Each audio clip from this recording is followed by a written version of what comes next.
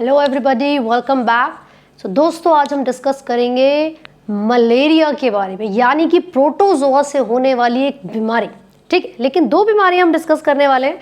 एक तो मलेरिया और दूसरी है amoebic dysentery, which is also known as amoebiasis. ठीक है, तो पहले मलेरिया के बारे में बात कर लेते हैं। चलिए, अभी तक तो हम बोल रहे थे कि भैया बैक्टीरिया से, वायरस से बड़ी खतरनाक बीमारियां होती हैं, लेकिन प्रोटोजोआ भी कुछ कम नहीं है।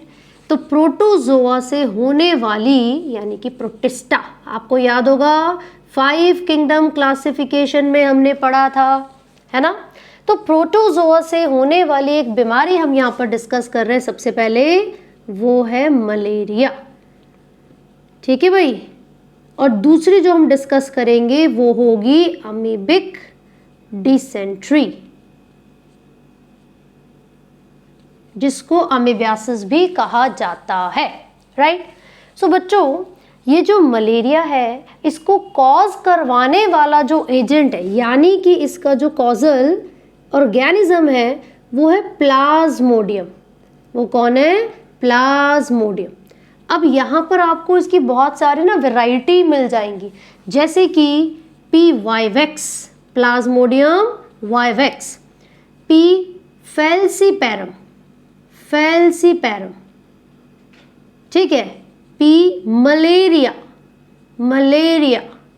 और एक और है पी ओवेल, राइट। वैसे तो आपको बहुत सारी वैरायटीज मिल जाएंगी प्लाज्मोडियम की, जो कि रिस्पॉन्सिबल है मलेरिया करवाने के लिए, लेकिन इन सभी में जो फेटल है, यानी कि जो डिजीज कॉजिंग है, यानी कि जिससे मृत्यु भी हो सकती है, वो कौन सी है बच्चों?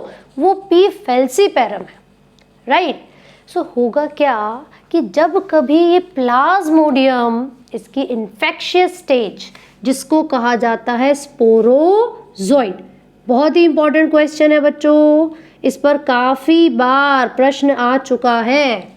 आप नीट के लिए प्रिपेयर कर रहे हो, CUET के लिए प्रिपेयर कर रहे हो, या फिर CBSE बोर्ड्स के लिए, यू शुड नो कि जब भी कभी किसी व्यक्ति को कोई फीमेल एनोफिलिस मॉस्किटो बाइट करती है, कोई मच्छरी काटती है, तो भाई वो हमारे शरीर में प्लाज्मोडियम की इन्फेक्शियस स्टेज यानी कि स्पोरोजोइड्स को रिलीज करती है।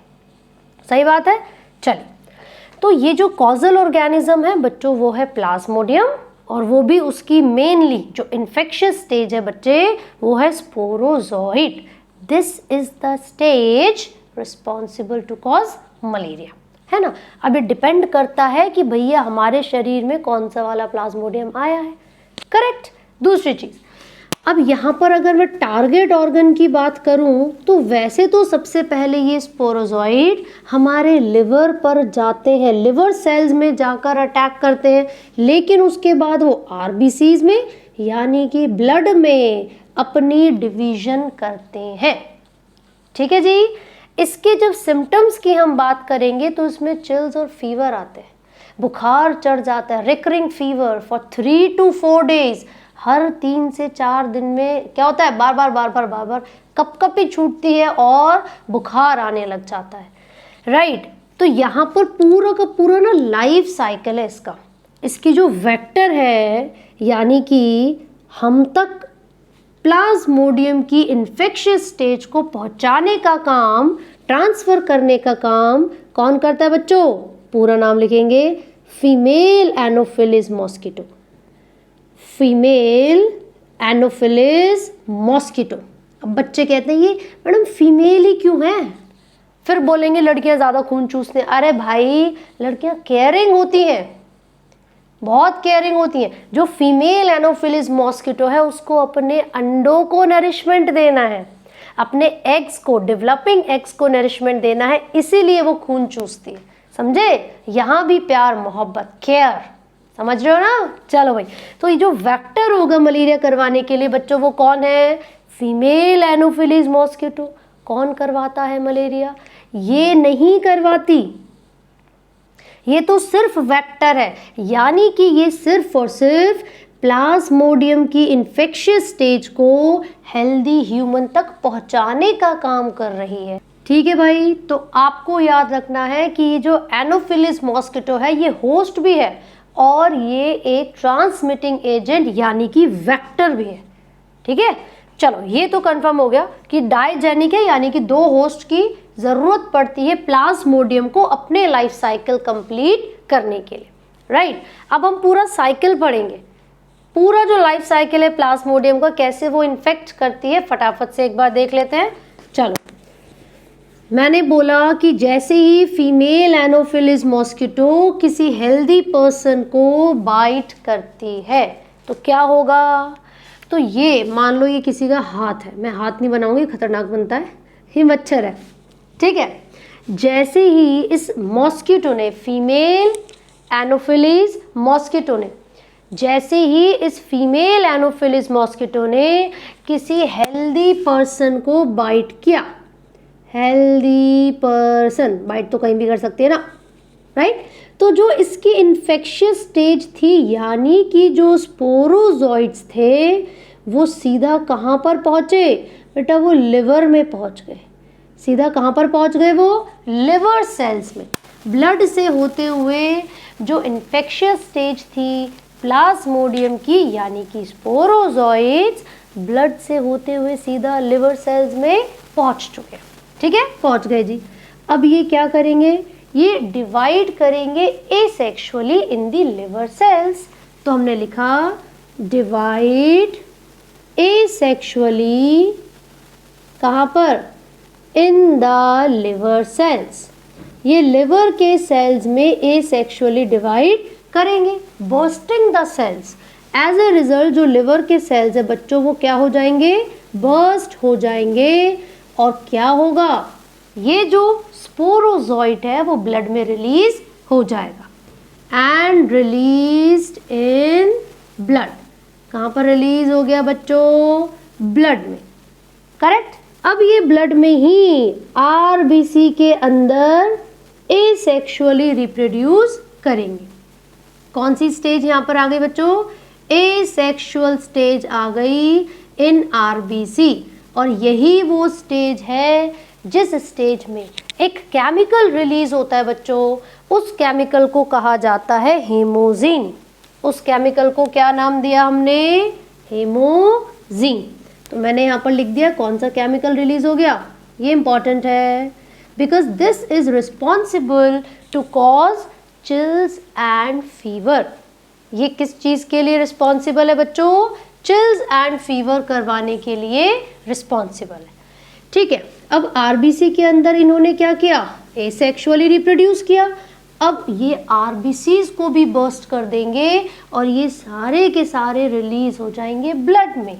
फिर क्या होगा फिर यहाँ पर एक सेक्सुअल स्टेज आएगी बच्चों, फिर यहाँ पर एक सेक्सुअल स्टेज आएगी और गैमेटोसाइट्स की फॉर्मेशन होगी, male gametocytes and female gametocytes, male gametocytes and female gametocytes यहाँ पर बन जाएंगे, करेक्ट। तो फिर से सुनिए, जैसे ही किसी फीमेल एनोफिलिस मॉस्किटो ने किसी हेल्दी पर्सन को बाइट किया, क्योंकि फीमेल एनोफिलिस के सलाइवरी ग्लैंड्स में क्या प्रेजेंट था, प्लाज्मोडियम की इन्फेक्शियस स्टेज, राइट। तो बाइट करते जब वो खून चूस रही है उसी समय वो स्पोरोजॉइट को ब्लड में रिलीज कर रही है। तो ब्लड से ट्रेवल करते हुए ये जो स्पोरोजॉइट्स है वो हमारे लिवर सेल्स तक पहुंचे, लिवर सेल्स में एसेक्सुअली डिवाइड किया, लिवर सेल्स बर्स्ट, सारे स्पोरोजॉइट्स ब्लड में रिलीज हो गए, राइट। अब वो ब्लड में एसेक्सुअली रिप्रोड्यूस कर रहे हैं, मतलब आरबीसी के अंदर। फिर आरबीसी बर्स्ट और एक केमिकल रिलीज होता है जिसका नाम है hemozoin, which is responsible to cause chills and fever, right. फिर एक सेक्सुअल स्टेज आती है बच्चों और आरबीसी के अंदर ही क्या होगा, गैमेटोसाइट्स की फॉर्मेशन हो जाएगी। Let me write it here, these are gametocytes, male gametocytes and female gametocytes. But क्योंकि इनको फ्यूज करने के लिए फेवरेबल एनवायरनमेंट हमारे ब्लड में नहीं मिलता, इसीलिए ये ऐसे ही इधर से उधर तैरते रहते, ब्लड में घूमते रहते, राइट। लेकिन अगर इस व्यक्ति को किसी मच्छरी ने फिर से बाइट कर लिया, तो क्या होगा, ये जो मेल और फीमेल गैमेटोसाइट्स हैं ये फ्यूज करके बच्चों जाइगोट बना लेंगे। जो मेल और फीमेल गैमेटोसाइट्स हैं ये मच्छरी के अंदर जाकर, यानी कि फीमेल एनोफिलीज मॉस्किटो के अंदर जाकर क्या करेंगे, फर्टिलाइजेशन करेंगे, वो भी गट में। फर्टिलाइजेशन कहाँ पर कर रहे हैं, गट में, राइट। फिर इसकी डेवलपमेंट होगी शुरू, और ये जो इन्फेक्शियस स्टेज होगी जिसको आपने स्पोरोजोइट का नाम दिया है, वो एक सलाइवरी ग्लैंड्स में आके स्टोर हो जाएंगे। तो यहाँ पर हमने लिखा कहाँ पर स्टोर हो गए बच्चों, सलाइवरी ग्लैंड्स। किसके salivary glands, female anopheles mosquito के, राइट। तो ये साइकिल बार बार चलता रहेगा।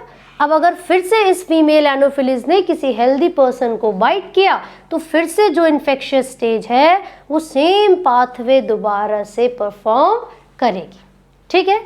तो अगर हमने प्रॉपर तरीके से मेडिकेशन लिया हुआ है तो हम इन केमिकल्स को किल कर सकते हैं, और हम ये जो प्लाज्मोडियम की इन्फेक्शियस स्टेज है इसको भी किल कर सकते हैं, राइट। एक बहुत ही इंपॉर्टेंट चीज़ मुझे बतानी थी बच्चों, आपने एक डिसऑर्डर पढ़ा होगा, सिकल सेल एनीमिया।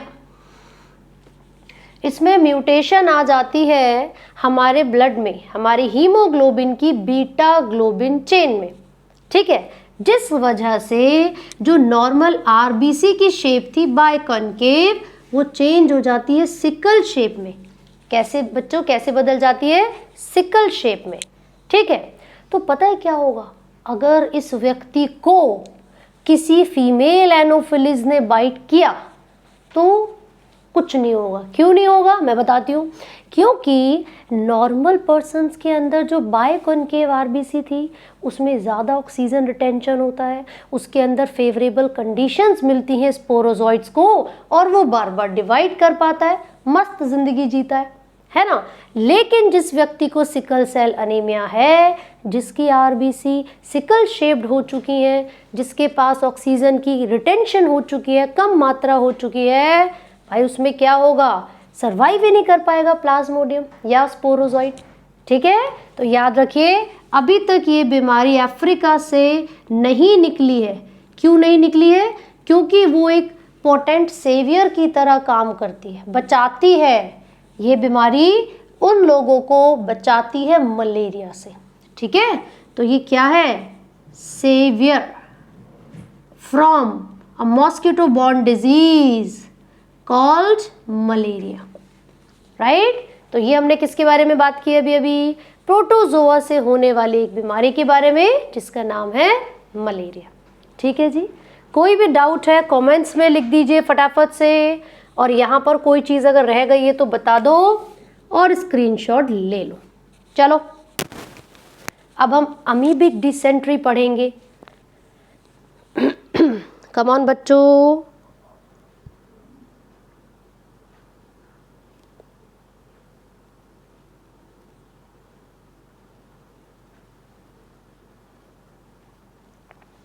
ठीक है भाई। चले तो मैं इसको रब कर देती हूँ। अब हम नेक्स्ट प्रोटोजोआ से होने वाली जो बीमारी है यानी कि अमीबिक डिसेंट्री, उसकी बात करेंगे, which is also known as amoebiasis. चलो देखो भाई,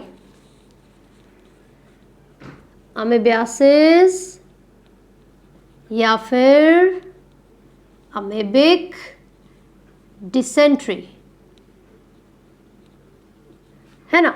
अब होता क्या है इसमें, कौन करवाता है, कॉजल एजेंट कौन है, टारगेट ऑर्गन क्या है, सिम्टम्स क्या होंगे इसके अंदर, सिम्टम्स कैसे फैलती है, ट्रांसमिशन किसकी वजह से हो रहा है, या फिर मैकेनिकल कैरियर कौन है, मैकेनिकल कैरियर, ठीक है।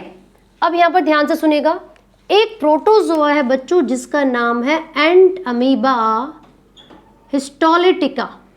एंट अमीबा हिस्टोलिटिका ये एक ऐसा प्रोटोजोआ है जो रिस्पॉन्सिबल है अमीबियासिस करवाने के लिए, ठीक है।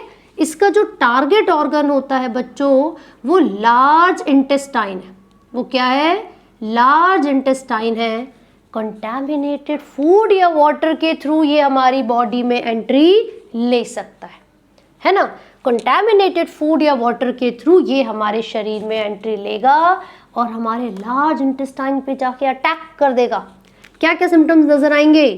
कॉन्स्टिपेशन, एब्डोमिनल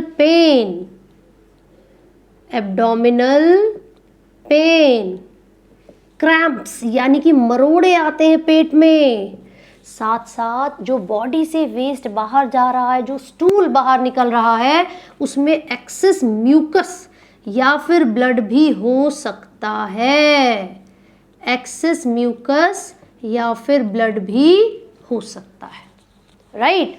तो हमने बोला एंटमीबा हिस्टोलिटिका एक ऐसा प्रोटोजोआ है जो कंटैमिनेटेड फूड या वाटर के थ्रू हमारी बॉडी में आएगा। जब कभी हम गंदा खाना या पानी पिएंगे तो वो हमारी बॉडी में, उसके एग्स हमारी बॉडी में आएंगे, लार्ज इंटेस्टाइन में घर बनाएंगे और ये सब सिम्टम्स कराएंगे, राइट। यहाँ पर जो मैकेनिकल कैरियर है बच्चों वो हाउस फ्लाई है।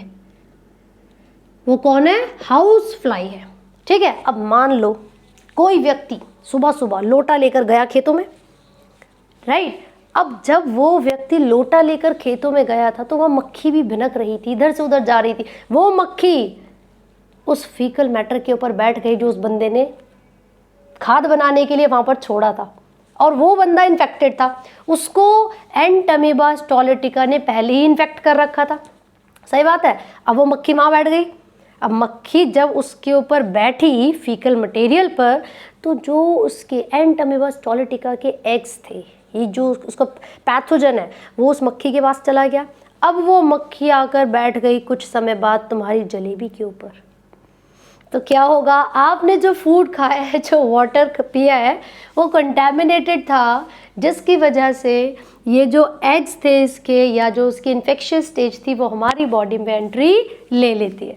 तो ये ट्रांसमिशन का तरीका है contaminated food and water. Contaminated food and water किसकी वजह से कंटैमिनेटेड हुआ? By fecal matter of infected person, fecal matter of infected person, ठीक है जी। चलिए, तो हमने प्रोटोजोआ से होने वाली बीमारियां भी डिस्कस कर लिए। अब नेक्स्ट वीडियो में नेक्स्ट बीमारी के बारे में बात करेंगे, राइट। सो तब तक पढ़ते रहिए बच्चों। All the best, thank you.